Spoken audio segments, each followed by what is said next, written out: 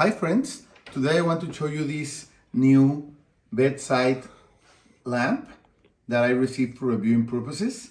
It's a nice one and let me show you how it works. As you can see, it is a great lamp for your bedside table.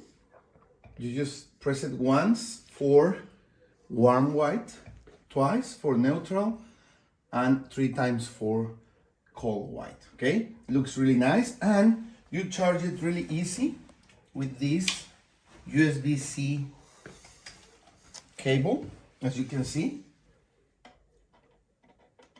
here.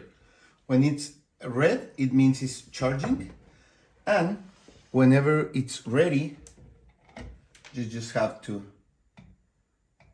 touch it here and have a really nice small but bright night light. As you can see, it has these nice grooves here, and the dark color makes it look really elegant. So it's a nice addition to any room. If you don't have or you don't want to have a hard wire lamp here, you can use this for a few days and recharge it every time you need. Thank you.